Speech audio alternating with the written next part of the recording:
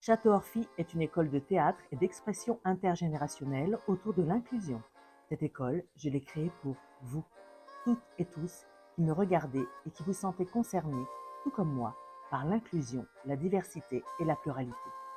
Je pense tout d'abord aux orphelines et orphelins, qui pendant des décennies et encore aujourd'hui ont eu ce désir d'appartenance, mais n'ont pu l'exprimer à cœur ouvert, mais aussi à toutes celles et ceux qui se sont sentis exclus ou marginalisés, à l'école ou dans la famille, dans certains cercles d'amis, puis plus tard au travail ou dans la société, et ce pour des raisons diverses et variées. Vous n'avez jamais osé en parler ou on ne vous a jamais écouté? Château Orphy vous propose de vous raconter et de partager, d'exprimer ce sentiment de rejet et d'abandon enfoui en vous depuis peut-être trop longtemps. Et vous verrez qu'après, on se sent beaucoup mieux. Je connais bien le sujet. C'est ma vie qui m'a conduite à fonder Château Orphy. D'abord, ma mère a vécu à l'orphelinat à l'âge de 5 ans. Elle n'a pu exprimer ce désarroi à travers sa peinture que trop tard pour pouvoir en profiter. Elle m'a laissée orpheline moi-même à l'âge de 66 ans. De mon côté, quand j'étais petite, je devais m'appeler Franck. Oui, mes parents étaient sûrs que je serais un garçon. Afin de ne pas être exclue de leur affection, j'ai donc été un garçon manqué. Puis j'ai grandi et ma maîtresse s'est rendue compte que j'étais gauchère. Oui, mais il a été décrété que moi, j'étais une fausse gauchère. Fausse. Quelle jolie dénomination pour une petite fille de 6 ans. Donc on m'a corrigée et forcée à écrire de la main droite, ce qui a fait de moi une excellente gauchère contrariée. Mais rassurez-vous, à 43 ans, j'ai réhabilité l'usage de ma main gauche et je suis devenue une gauchère franche. Après beaucoup de travail, je l'avoue. Puis, j'aimais chanter. Mais mon père m'arrêtait net car il disait que je chantais faux.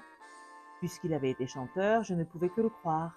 Alors, au lieu de lui demander de m'apprendre à chanter juste, je me suis tue, afin de ne pas être exclue, encore une fois, de son affection et de ne pas me trouver dans le faux.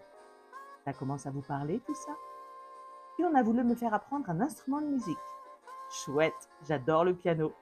Ah mais non, ma sœur aînée apprenait déjà cet instrument. Alors, on m'a imposé le violon. Ah, c'est magnifique le violon. Oui, mais moi, c'est le piano qui m'intéressait. Alors, comme je n'avais pas d'entrain à faire mes exercices toute seule dans mon coin, mon professeur me disputait et me disait que je jouais faux. Vous me suivez toujours? Puis mon père m'a imposé une école qui ne me correspondait pas du tout. Alors, pour ne pas être fausse une énième fois, j'en ai claqué la porte. Et je me suis inscrite de suite à une école d'art dramatique. Tant qu'à être fausse dans ma vie, je voulais être vraie sur scène. Et cela a marché. Je me suis épanouie à travers le théâtre et l'expression de moi et de mes personnages. J'ai osé l'expérimentation de plein d'autres études et métiers, et plus personne n'a osé me dire qui j'étais et me dicter ce que je devais faire. Et vous, avez-vous envie d'exprimer qui vous êtes? Qui êtes-vous? Qu'avez-vous envie de devenir? Que représente l'inclusion dans votre parcours? Que désirez-vous proclamer au monde et à vous-même? Château Orphy est là pour vous. À partir d'aujourd'hui, vous pouvez devenir ce que vous êtes. Vous n'êtes plus orpheline, orphelin, exclu ou marginalisé. Maintenant, il y a Château Orphy. Pourquoi ce nom de Château Orphy? Parce que pour nous, vous êtes toutes et tous nos reines et nos rois. Vous voulez en savoir plus? Alors courez vite voir notre site www.chateauorphy.fr. Je suis Sophie Dancona et je suis la fondatrice et directrice artistique et événementielle de Château Orphy, artiste et metteuse en scène. Merci de m'avoir écouté. À très bientôt.